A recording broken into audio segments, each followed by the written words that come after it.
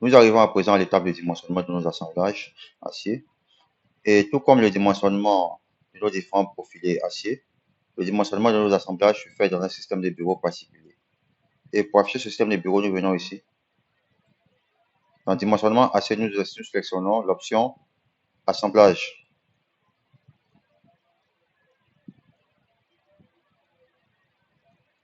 Assemblage, notre boîte de dialogue se présente ici. Nous allons cliquer sur l'onglet structure pour avoir une visibilité de notre structure. Nous allons commencer dans un premier temps par définir l'assemblage au niveau de notre fêtage, c'est-à-dire au niveau de la liaison traverse-traverse. Et cela se fera sur des portiques intermédiaires, c'est-à-dire les portiques qui sont situés entre les axes 2 et les axes 10. Ici. Nous allons sélectionner ici le portique qui est situé sur l'axe 2. Je fait la sélectionner cette première traverse là. Et tout en appuyant sur CTRL, sélectionner la deuxième traverse. Dans le menu assemblage, nous allons venir ici sélectionner assemblage. Nous allons sélectionner nouvel assemblage pour les bases sélectionnées. Notre boîte de dialogue définition de l'assemblage s'affiche ici. Nous allons commencer par la fermer et présenter les différents onglets ici. Dans l'onglet schéma ici, tout d'abord, nous avons une représentation en 2D, de même que les dimensions de notre assemblage qui a été défini ici.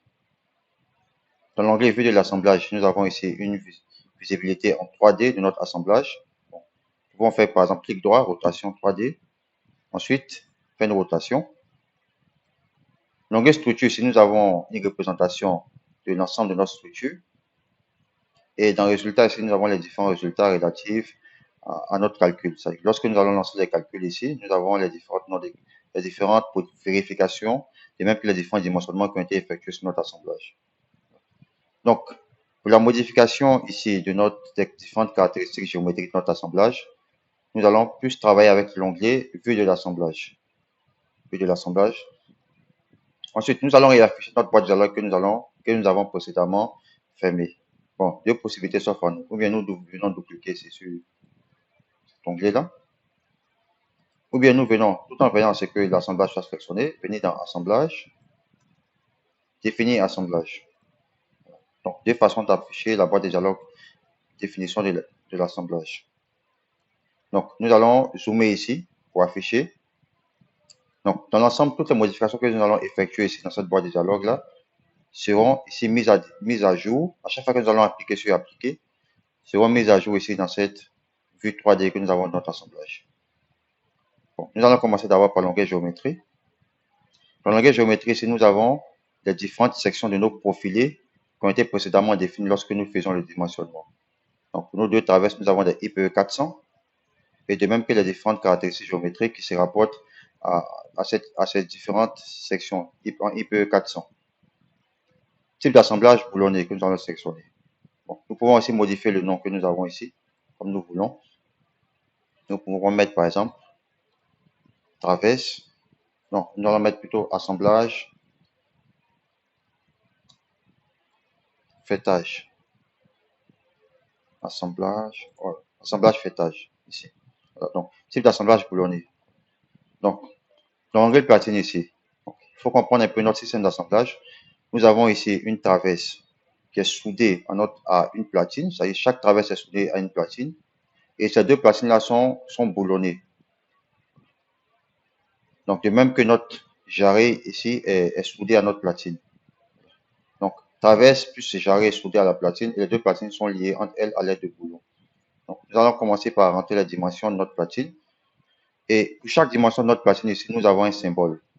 Et ce symbole-là ici est représenté schématiquement dans cette vue-là. HP représente ici la hauteur de notre platine qui est représentée ici. Donc, la hauteur, nous allons rentrer ici à 850. La largeur BPR à 180 mm, donc 180 cm, et l'épaisseur à 2 cm, c'est-à-dire 20 mm. EPRE ici représente la distance qu'il y a entre le haut de notre platine et la semelle haute ici de notre traverse, que nous allons changer ici à 2 cm, c'est-à-dire 20 mm. Et EPRD représente ici la distance qu'il y a entre la semelle basse de notre jarret ici et le bas de notre platine. Donc, nous allons mettre ici à 30 cm, 30 mm plutôt, c'est-à-dire 3 cm. Cliquez ensuite sur appliquer. Donc, à chaque fois qu'on applique sur appliquer, toutes les modifications qui ont été effectuées ici dans la boîte de dialogue sont visibles directement ici dans l'onglet vue de l'assemblage. Matériaux acier par défaut.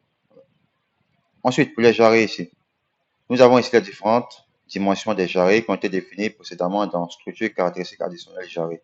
Donc, ces modifications-là, comme elles ont été effectuées précédemment, on les laisse ces dimensions-là, on les laisse telles qu'elles sont ici. On n'a pas effectué de modification parce que ça a été fait précédemment. Donc, dans boulon ici, nous avons ici le diamètre de notre boulon, M16. Le symbole M ici désigne ici la normalisation de notre filetage parce que pour la tige de notre boulon, ici, nous avons une tige filetée. Donc, M ici représente ici le symbole du filetage de la vis de notre boulon. Ici. Le 16 ici représente le diamètre nominal de notre boulon. Et de même que la classe ici. Nous avons deux types de classes, les boulons ordinaires et les boulons haute résistance. Ici, les boulons ordinaires, nous avons les différentes caractéristiques, 4.6, 4.8 jusqu'à 8.8. Et les boulons HR ici, haute résistance, 8.8 jusqu'à 10.9. Ici, nous allons laisser le boulon ordinaire 8.8. Ensuite, point de cisaillement, partie non filetée. Point de cisaillement, nous allons sélectionner ici la partie filetée. Nombre de colonnes ici. Par défaut, nous avons deux colonnes. On laisse le nombre de rangées ici. Ici, nous avons ici le nombre de rangées. Nous avons 5 rangées de boulons ici. Donc, nous allons augmenter ici à 8. Cliquons ensuite sur appliquer. En cliquant sur appliquer, on voit que ici, les modifications ont été effectuées. Nous allons changer ici l'espacement vertical. Nous allons le mettre à 80. Cliquons ensuite sur appliquer. Bon, nous allons plutôt augmenter, peut-être à 100. 80, c'est un peu petit. Bon, à 100, ça nous donne ça. Donc, c'est pas mal, à 100.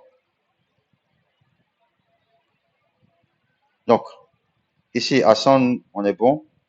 Mais ici, on voit que notre cinquième boulon ici est un peu trop proche ici de la semelle basse de notre traverse. Donc, nous allons augmenter ici le quatrième espacement. Étant donné que c'est le cinquième boulon, donc nous allons augmenter le quatrième espacement. Le quatrième espacement, nous allons le mettre ici à 120. Cliquons ensuite sur appliquer. On voit ici que notre boulon a changé à un peu plus loin de la semelle basse de notre traverse. Donc, la pince ici, la pince représente ici la distance qu'il y a entre le haut de notre platine et la première rangée de boulons. Donc, la pince, nous allons augmenter ici pour la mettre à 70. Cliquons ensuite sur appliquer. Bon, lorsqu'on augmente la pince à 70, on voit ici que notre dernier boulon est trop proche ici de la semelle de notre jarret. Donc, nous allons plutôt mettre la pince à 60 pour voir ce que ça va donner. Cliquons ensuite sur appliquer. Donc là, c'est bon. Voilà. Donc, pince à 60. Donc, globalement, pour nos boulons, c'est la liste des modifications que nous allons effectuer qui sont là. Donc, pour la soudure ici, comme ça a été dit précédemment, ici, notre traverse, de même que notre jarret, est soudée à une platine. Et ces deux platines-là sont liées entre elles à l'aide de boulons. Donc, nous allons définir ici dans soudure ici, les différentes épaisseurs de soudure qui lient notre traverse, de même que notre jarret, à notre platine. AF ici. AF représente ici l'épaisseur de la soudure qui relie la semelle de notre traverse à notre platine. Donc, ici, AF à 1 cm, c'est bon. AW ici représente l'épaisseur de la soudure qui lie l'âme de notre traverse, de même que l'âme de notre jarret à notre platine. AW, nous allons mettre ici aussi à 10 mm, c'est-à-dire 1 cm. Et AFD ici représente l'épaisseur de la soudure qui lie la semelle de notre jarret à notre platine, 5 mm. C'est bon. Méthode de répartition de la charge, méthode plastique. Pour les boulons, coefficient de frottement 0,3. C'est bon. On laisse ces paramètres à tels qu'ils sont ici. Cliquons ensuite sur appliquer. Dans appliquer et sur OK. Ensuite, une fois que ces modifications ont été effectuées, il convient ensuite de vérifier que notre assemblage respecte les dispositions constructives relatives à la norme CM66. Et pour cela, nous venons dans Assemblage, vérifier la géométrie. Vérifier la géométrie ici, on nous met OK. Cela signifie que l'ensemble des paramètres que nous avons définis ici respectent ici toutes les dispositions constructives relatives à la norme CM66, qui constitue fermé. Ensuite, nous allons procéder à la vérification de la résistance de notre assemblage conformément aux différentes charges et conformément aux différents codes CM66. Cela, nous venons dans Assemblage, Calculer. Calculer ici. Bon, liste de nœuds, c'est quel est le nœud ici qui est de liaison. Liste d'assemblage, 1, bon, c'est bon. Je présente ici la dénomination de notre assemblage. Ici, on a 1 ici, donc ici 1. Ensuite, cas de charge, ici. Nous allons commencer d'abord par sélectionner combinaison. Et cliquer ensuite sur sélection des charges. Pour vérifier, pour voir, ici nous avons mis 11 à 83. Dans l'onglet combinaison ici, nous allons définir dans pour type et dérouler la liste à l'ELU. Sélectionner ici. Et ensuite, tout en appuyant sur la touche Shift, venir sélectionner ici le dernier cas, c'est-à-dire de 11 à 65. Cliquez ensuite sur les deux flèches ici, donc 11 à 65, c'est bon. Cliquez ensuite sur Fermer. Donc, la liste des cas de charges de combinaison, nous allons prendre des combinaisons de 11 à 65, c'est-à-dire des combinaisons à l'ELU. Ensuite, venez cliquer sur Calculer. Calcul ici. Comme ratio, nous avons un ratio de 1.01. Donc, 1.01 ici. Donc, nous allons voir à quel niveau se situe l'erreur. Ici. Donc, ici, effort par boulon, méthode plastique. On nous met que non vérifié ici, de même que la traction des boulons non vérifiés. Bon, donc, ici c'est bon. FI ici qui représente l'effort sur le temps réel et la traction des boulons non vérifiés. Donc, nous allons ici augmenter la classe de nos boulons. Pour cela, nous revenons toujours à Assemblage, définir assemblage, ou bien en double-cliquant ici. Dans l'onglet boulon ici, nous allons augmenter ici la classe, la mettre à 8.8. Bon. Bon, ici, nous avions défini à 5.8, bon, plutôt mettre à 8.8. Quand je suis appliqué, et sur OK. Ensuite, revenir encore lancer les calculs dans l'assemblage, calculer, cas de charge de 11 à 65 toujours, cliquez ensuite sur calcul. Donc ici c'est bon. Comme ratio, nous avons un ratio de 0,55. Donc là, nous avons la liste de vérifications qui a été effectuée suivant la norme CM66. Nous pouvons ensuite venir dans Schéma. Ici, nous avons une représentation en 2D de notre assemblage avec les différentes dimensions. Donc, résultat de notre calcul qu'on peut exporter ici au format Word, ici en cliquant ici, ou au format Excel ici. Voilà. Donc, c'est bon pour le calcul de notre assemblage au niveau de notre feuilletage.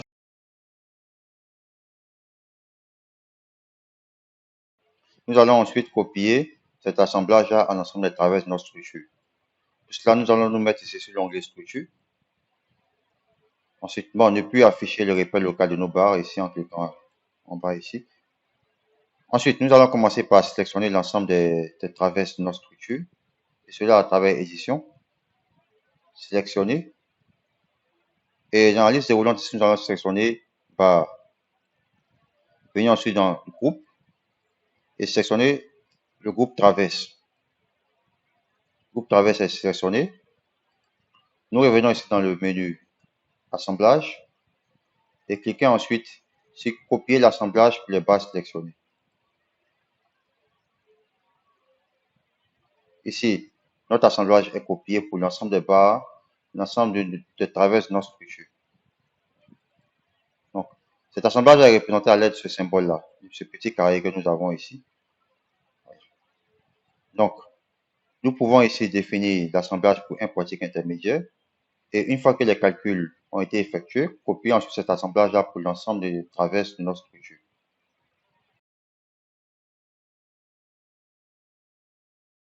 Nous arrivons à présent à l'étape de dimensionnement de nos assemblages au niveau de nos angles de portique, c'est-à-dire au niveau de la liaison qu'il y a entre notre poteau et notre traverse ici. Cela se fera en sélectionnant ici un portique intermédiaire. Donc, comme ça a été fait précédemment, toujours sur l'axe 2. Nous venons ici sur l'axe 2, nous allons sélectionner notre poteau. Ensuite, tout en appuyant sur CTRL, sélectionnons ensuite la traverse. Venons ensuite dans Assemblage, Nouvel assemblage pour les bases sélectionnées. Notre boîte de dialogue s'affiche ici. Comme ça a été fait précédemment, nous allons mettre ici en vue de l'assemblage pour avoir une vue en 3D de notre assemblage. Une vue en 3D de notre assemblage. C'est quoi notre système d'assemblage que nous avons ici? Nous avons ici notre traverse, de même que notre jarret, qui sont soudés à une platine. Et cette platine-là est boulonnée à la semelle de notre poteau ici. Donc ici, nous avons des régisseurs de bas ici qui permet de résister aux efforts de traction et le régisseur du haut qui permet de répondre sur les efforts de compression. Donc, cette voie de dialogue s'affiche. Ensuite, bon, nous allons fermer la voie de dialogue et revenir encore sur les différents onglets schéma, vue de l'assemblage, structure. Nous avons ici la vue de notre structure et résultat ici. Voilà. Donc, comme ça a été fait précédemment. Donc, nous revenons ici dans l'assemblage à travers assemblage, définir assemblage dans la boîte de dialogue. Dans la géométrie ici, nous avons les sections de notre poteau, de même que de notre traverse ici, IPE 300 pour notre poteau et IPE 400 pour notre traverse ici. Type d'assemblage boulonné. Platine ici, comme ça a été dit précédemment, notre traverse ici, de même que notre jarret ici, sont soudés à notre platine. Donc ici, nous allons définir ici les caractéristiques géométriques de notre platine. Donc HP qui représente la hauteur, de même que BP qui représente ici la largeur de notre platine, 822 que nous allons mettre ici à 830. La largeur 180 mm, c'est-à-dire 18 cm. L'épaisseur de notre platine TP qui est représentée ici, 2 cm. Et EPU ici représente la distance qu'il y a entre le haut de notre platine et la semelle haute de notre traverse ici, EPU à 1 cm. Et EPD ici représente la distance qu'il y a entre le bas de notre platine et la semelle basse ici de notre jarret. Donc, 18 mm, nous allons mettre ici à 20 mm. Cliquez ensuite sur appliquer et venez sur l'onglet vue de l'assemblage ici. Ensuite, dans jarret ici, nous avons les caractéristiques géométriques de notre jarret qui a été défini dans structure et caractéristiques additionnelles jarret. Donc, ces caractéristiques sont mises ici. Nous n'allons pas les changer, nous allons les laisser telles qu'ils sont ici. Ensuite, dans boulon ici, nous avons les caractéristiques de nos boulons, c'est-à-dire les boulons qui vont servir de liaison entre la semelle de notre poteau et notre platine ici. Donc, M signifie ici que le symbole qui signifie que la tige de notre boulon a été filetée suivant la norme ISO. Le 16 ici représente le diamètre du filetage extérieur, c'est-à-dire en millimètres, 16 mm. Bon, la classe, comme ça a été fait précédemment pour notre fêtage, des classes ordinaires, de même que des classes haute résistance ici. Nous allons sélectionner une classe ordinaire, mais à 8.8. Plan de cisaillement, la partie filetée. Et dans nombre de lignes ici, nous allons sélectionner ici 8. Cliquez ensuite sur appliquer. 8. Changer d'abord d'espacement. Nous allons mettre plutôt un espacement de 90 ici. Cliquez ensuite sur appliquer. L'espacement de 90 un peu. Bon, nous allons mettre plutôt à 100 d'espacement. En entend une seule façon, appliquer. Bon, 100 c'est bon. Voilà, on voit ici que ça a été bien réparti. 100. Donc, la pince ici, là, représente la hauteur qu'il y a entre le haut de notre platine et notre première rangée de boulons. La pince que nous allons mettre ici à 60.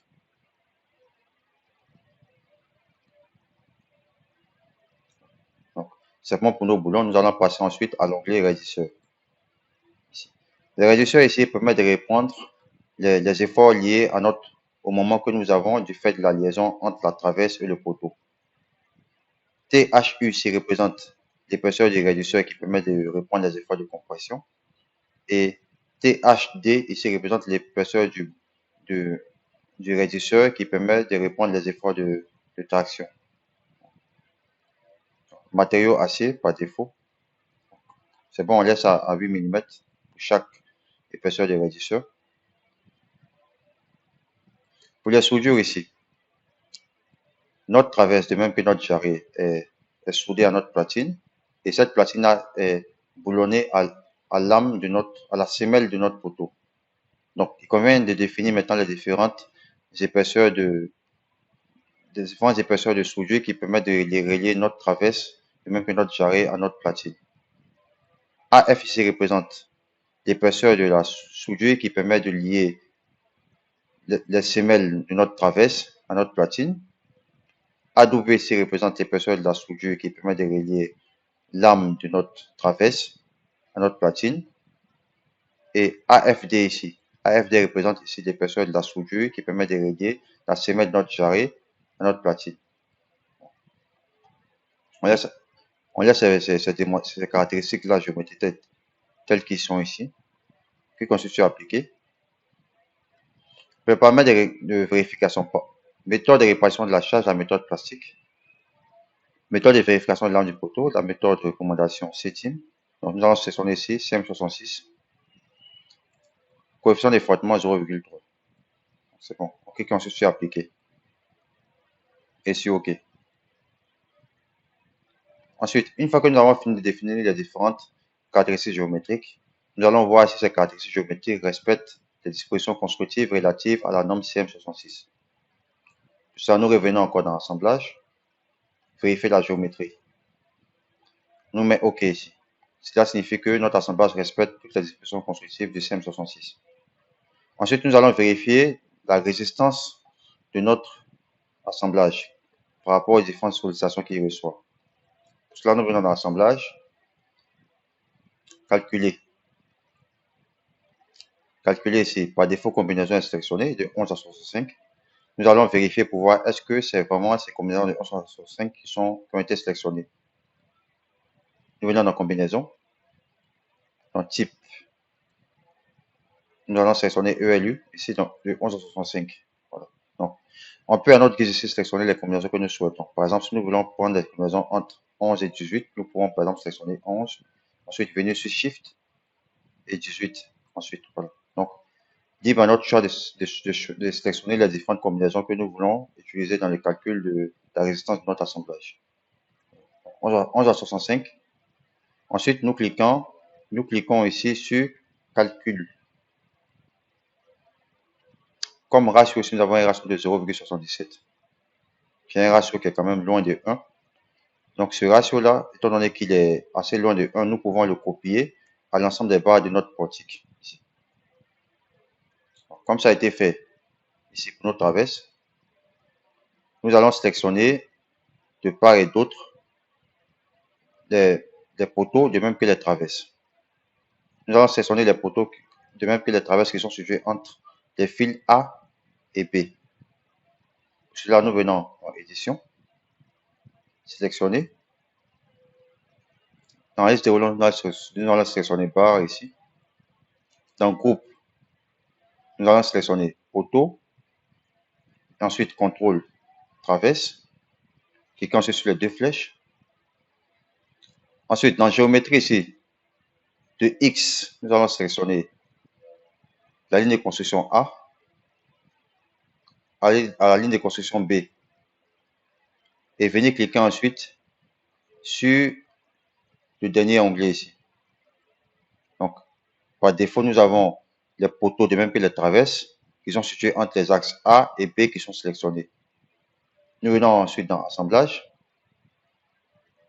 copier l'assemblage pour les barres sélectionnées.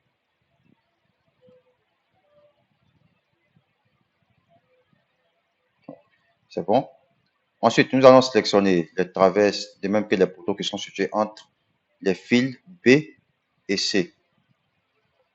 Pour cela, nous revenons dans Groupe ici. Nous cliquons ici sur les deux flèches pour sélectionner l'ensemble. Nous revenons dans Géométrie. De la ligne de construction B à la ligne de construction C. Ensuite, nous cliquons ici sur le dernier onglet. On voit que nos poteaux, de même que nos traverses, qui sont situés entre les fils B et C, ont été sélectionnés. Nous revenons encore dans Assemblage. Copier l'assemblage pour les bases sélectionnées.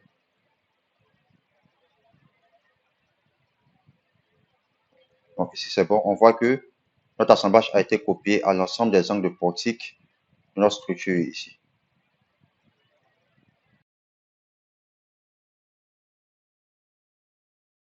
Nous arrivons enfin à la définition, de même qu'au dimensionnement de notre assemblage en pied de notre poteau. Nous allons commencer par fermer la boîte de dialogue ici. Ensuite, sur l'axe 2 ici, sélectionnez le poteau. Et tout en appuyant sur CTRL ici, sélectionnez le nœud qui est à la base de notre poteau. Ensuite, nous venons dans Assemblage. Nouvel assemblage pour les bases sélectionnées. Notre assemblage en pied de poteau s'affiche, que nous pouvons visualiser en 2D à travers l'onglet schéma ici, ou en 3D à travers l'onglet vue de l'assemblage. Donc, on laisse en 3D de façon à avoir une vue interactive de différentes modifications qui seront effectuées sur cette boîte de dialogue. Tout d'abord, l'onglet poteau. Nous avons ici les caractéristiques géométriques de notre poteau. Nous avons un poteau en HEA 300. Donc ici, c'est bon, on laisse tous ces paramètres la tête lisson ici. Dans l'onglet platine ici, nous avons notre poteau qui est soudé à notre platine. Et cette platine-là est liée à notre béton à travers des tiges d'ancrage. Donc, nous allons définir les dimensions de notre platine. LPD qui représente la longueur de notre platine, nous allons mettre à 600 mm. BPD qui représente ici la largeur de notre platine, que nous allons mettre à 600 mm également. Et TPD, l'épaisseur de notre platine, à 30 mm, donc 3 cm. Les matériaux acier, ici. Cliquons sur appliquer. Ici, contre-platine, ici. Bon, ici, on clique sur OK. Clic droit, rotation 3D. Lorsqu'on voit ici que à la base de notre platine, nous avons également une autre platine. C'est ce qu'on appelle une contre-platine. Donc, nous allons ici ne plus mettre une contre-platine. Donc, nous revenons ici à Assemblage. Définir Assemblage. Ici. Et dans Platine, nous allons décocher l'option contre-platine. Cliquons sur Appliquer. Et sur OK. Bon. Lorsqu'on revient ici, on voit que la contre-platine a disparu. C'est bon, nous revenons encore la boîte de dialogue. Assemblage, définir assemblage. En double-cliquant ici. Donc c'est bon pour platine. Nous allons décocher l'option contre platine. Nous venons ensuite dans ancrage. Ici. Notre platine ici est liée à notre béton à l'aide de tiges d'ancrage. Donc, nous avons ici un ensemble de dimensions. Et chaque dimension ici est représentée par un symbole. Et ce symbole-là ici découle sur une représentation schématique à travers ce petit onglet-là que nous avons ici. Donc, EV ici représente l'espacement vertical entre nos deux tiges d'ancrage qui sont mises ici. M représente ici l'espacement qu'il y a entre l'axe de notre tige d'ancrage et la semelle de notre poteau. Le diamètre ici M16. M16 ici représente le symbole du filetage normalisé de notre tige d'ancrage. 16 ici représente le diamètre du filetage extérieur. Comme classe ici, nous avons deux classes. La classe normale et la classe haute résistance. Nous allons sélectionner une classe normale à 8.8. Le diamètre D0 représente ici le diamètre des trous qui vont être effectués à l'intérieur de notre platine à 16 mm.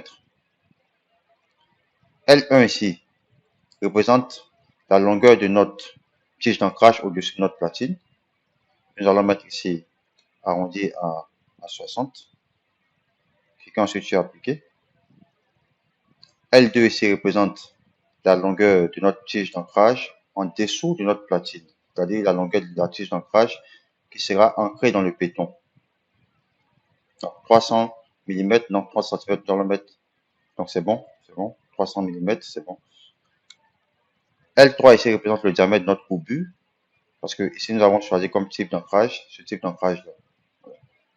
Et L4 ici représente la longueur rectiligne de notre obus. Donc c'est bon ici pour notre tige d'ancrage. Cliquez ensuite sur l'onglet appliquer.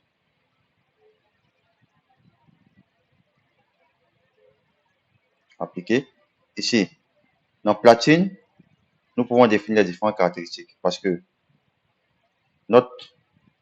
ici, en faisant une rotation, notre tige d'ancrage ici est liée à notre platine à travers une contre-platine ici, une petite platine, et ces dimensions sont données ici. LWD représente ici la largeur de notre platine.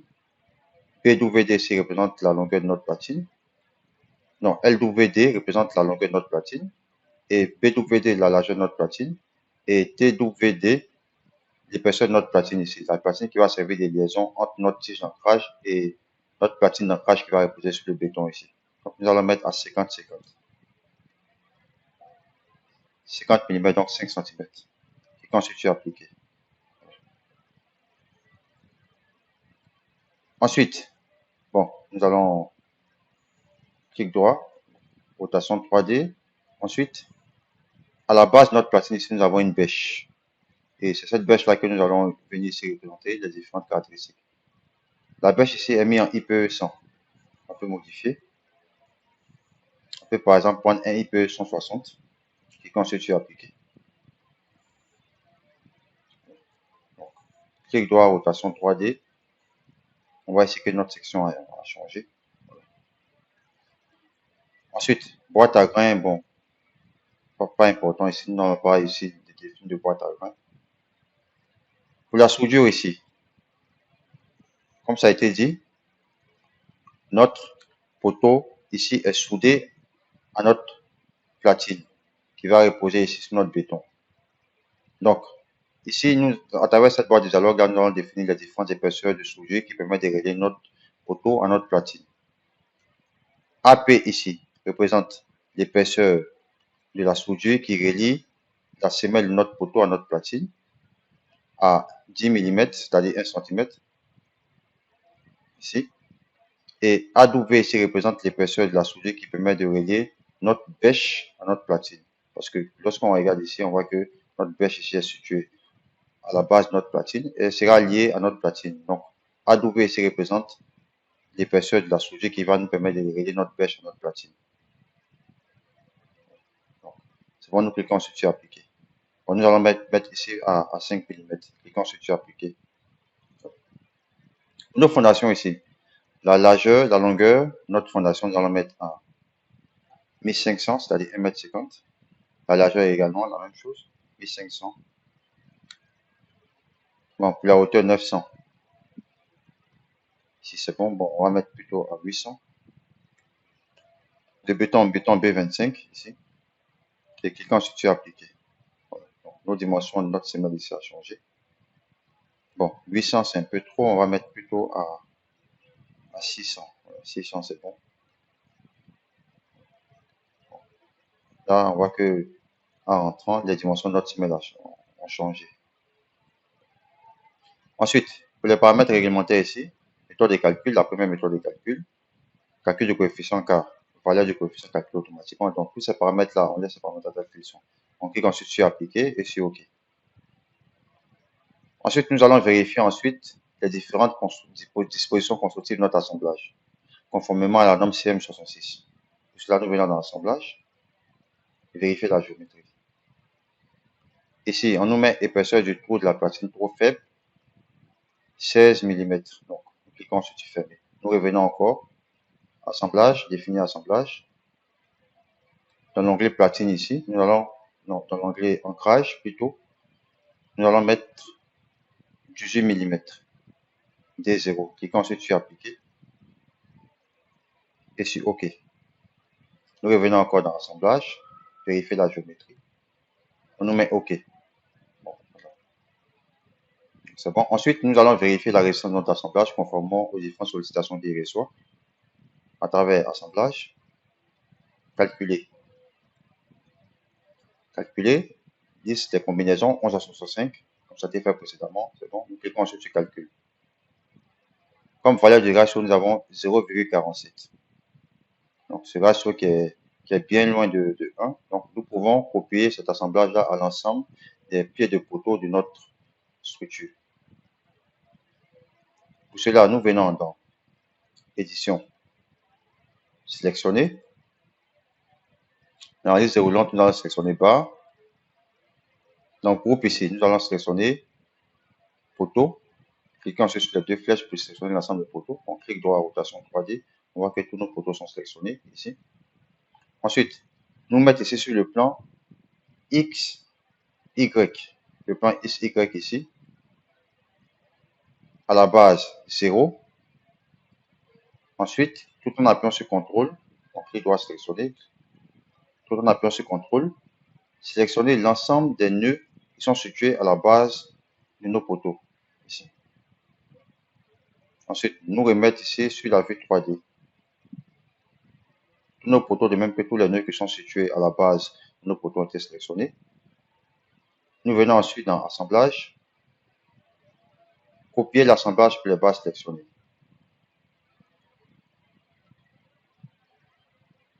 Donc, l'assemblage a été copié pour l'ensemble des nœuds, de même que nous avons les différents ratios qui sont appliqués ici. Donc, au-delà de ces trois principaux assemblages, nous avons plusieurs types d'assemblages, des assemblages qui permettent de relier nos pannes à nos traverses, de même qu'au niveau de nos compartiments. Dans ce cas pratique là, pour éviter d'alourdir la vidéo, nous sommes limités à trois types d'assemblage. L'assemblage au niveau de nos faîtages, l'assemblage au niveau de nos angles de portique et de même que l'assemblage au niveau de nos pieds de poutre.